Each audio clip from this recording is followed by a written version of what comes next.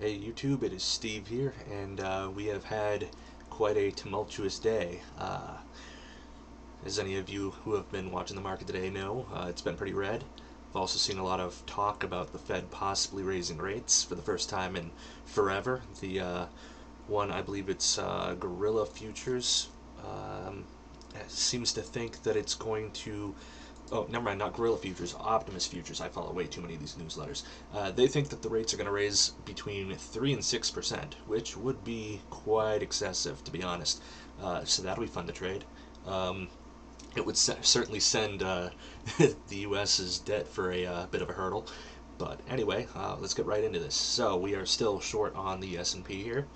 Um, kind of had a little bit of a wishy-washy period here where it wasn't really sure what it was going to do. And then ended up just kind of taking a nosedive. And I was short on that for most of the day today, so that was fun. Um, so for as far as that goes, we're just about to cross into oversold territory, or breakdown territory, as I usually call it. Of course, this is kind of, if you look back here and over here, this is kind of really the chop zone. So we can't even really say what's going to happen tomorrow. Likely the volatility is going to increase. I'm holding a small short position overnight, so I'm hoping that it increases in the downward side. That'll be fun. Moving on to gold. Switch over to the 1 day here. Okay, so for gold, I mentioned yesterday how we're kind of in this really choppy range, and I was keeping an eye on this to determine if we were going to stay long or go short. We are going to go ahead and go short on this one. Down 740 bucks is quite enough for me. But as you can see, we are up to 94 and a half grand roughly. So all of our other positions are compensating that for that nicely. Take a look at copper. Copper again. Indicator says that we are crossing down. We're still kind of hugging this support resistance line here. So I am actually going to keep this on until the intraday tomorrow. Um, if it looks like we're going to see any particularly heavy downward moves, we're kind of sitting right here on my moving average here, which I don't trade off of, but it's a nice indicator to have, kind of give you a just kind of an idea of where the price is balancing out. Um, and I am leaning in the bearish direction here. However, considering we are sitting right on the line, who knows? I don't know. I'm not a magician. I'm just a guy who looks at charts. Time to look at oil. Oil continues to do well for me, up $13.8 thousand on this one trade. We had quite a jump. I've seen a lot of news articles that apparently we're expecting it to possibly hit $90 a barrel. We are only $4 off from there, so that's entirely possible from this point. Um, I've been saying this for the last couple of days now that we've been approaching the 85 level here as a strong area of resistance, and we have now passed that by a full dollar. So something to keep an eye on, especially with the energy reports coming in every week. I remember seeing an OPEC headline saying that they expected demand to stay fairly firm for their current level of production. I believe that with the combination of inflation plus what I believe to be the commodities super cycle that I've been expecting for a few years now, which I obviously know that everybody can make predictions and all that, but it's a just an opinion that I had based on how often we have super cycles statistically over the very, very, very long run.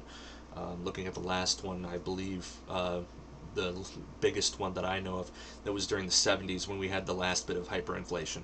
So, well, not hyperinflation, but we had a lot of inflation every year. So I'm expecting commodities overall to rise.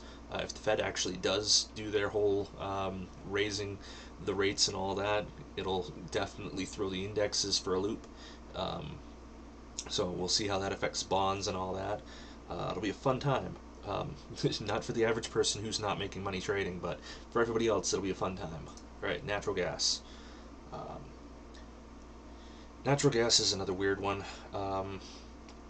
We are currently short. Our indicator, our oscillator down here says to be short. Um, we entered in the short position just a little ways below here. Natural gas obviously moves some pretty big tick values. Uh, Comparatively, like compared to how much that moved, like a grand is pretty in line. It's a lot of money, obviously, but for natural gas, not so much. Uh, Going to keep this one short. There wasn't a whole lot of movement today or the day before. We'll see how that goes. But my macro view on natural gas is usually to start accumulating a position towards the middle to end of summer. So usually end of June at the earliest. Towards the end of July is usually optimal, but this year was kind of weird because of all of the ice storms in Texas. And we'll see if those have a repeat of last year.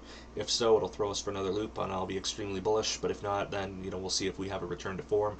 At the same time, inflation, energy demands, all that good stuff. It's all something we got to keep in mind.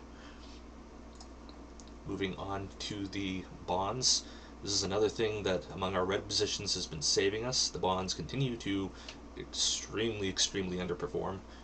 We are down at where I had marked my my lowest resistance or support level that I was paying attention to. Um, if we go all the way back to 2019, obviously it was a lot lower than that. But for the last year and a half or so, 2 years, it's been a lot higher than it is now. And I expect that the 10-year will be more or less the same. And wouldn't you know it, it is. They pretty much trade really similarly, except that we had a little bit more chop here before we had this whole downward spiral. Wish I was shorting more of this on my own account, but I don't really do the treasuries. I like to focus on a few things at a time. My bread and butter is the S&P and oil, and so that's what I focus on. Which, I mean, as you've been seeing in any of the videos you've been watching, we've generally made money on every single S&P trade we've done on swing trading here. Oil, the channel's only been really active for like this one ride up, and we missed like half of it, and we're still up 13 grand. So that's not a bad move at all. Moving on to silver here. Silver's another one that I like it a lot better than gold. A lot easier to swing trade. It's just how the price action works in tandem with my general strategies. I'm a lot more comfortable with it. So we're going to keep this long for now and see how that goes.